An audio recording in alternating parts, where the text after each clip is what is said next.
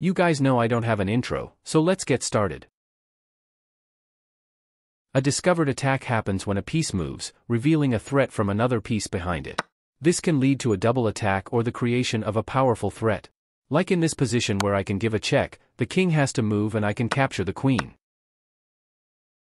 A decoy involves luring an opponent's piece to a square where it becomes vulnerable or exposed to a tactical sequence.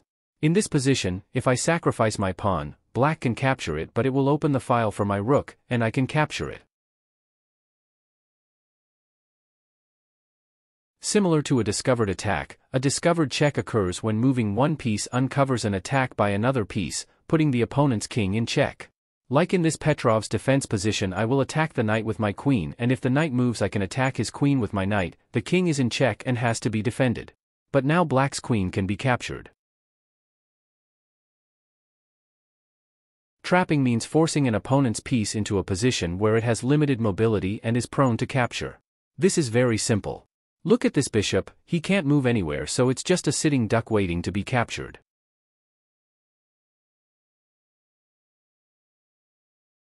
In a double attack, a single move creates threats against two or more of your opponent's pieces.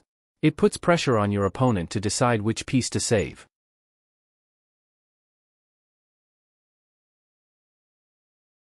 A windmill is a series of discovered checks and captures, typically involving a queen and rook.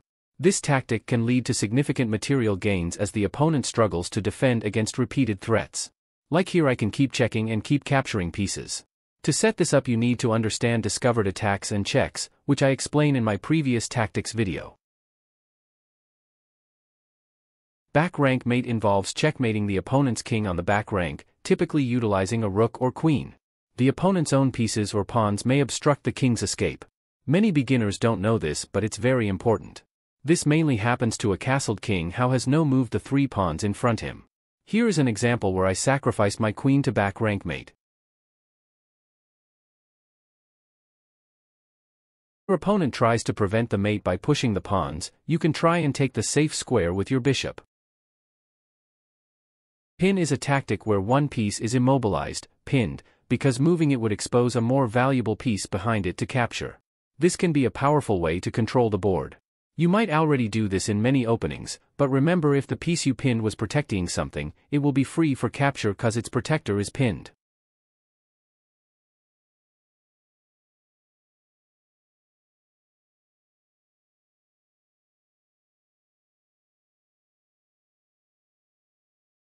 A fork occurs when a single piece attacks two or more enemy pieces simultaneously. Knights are often excellent for creating forks due to their unique L-shaped movement. But a fork can be performed by any piece as long as it's protected or can't be captured.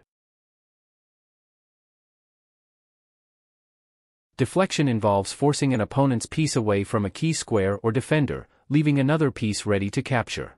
You can also do this by sacrificing a piece like here. This can be done by putting pressure on the pinned piece. Similar to a pin, but the more valuable piece is in front of the less valuable one. When the valuable piece moves to evade capture, the less valuable piece is captured. The best way to show this is by examples. So here are 3 different examples.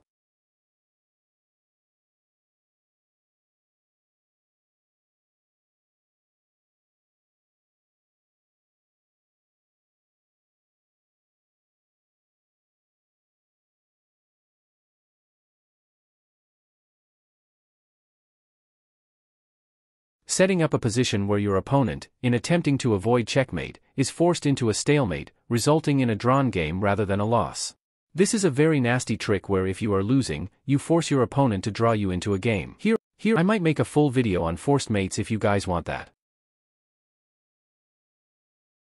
Advancing pawns on the side of the board where you have fewer pawns compared to your opponent, aiming to create weaknesses in their pawn structure or gain control of key squares. Another endgame trick is when you trade pawns to create isolated pawns for your opponent so their passed pawn is weakened.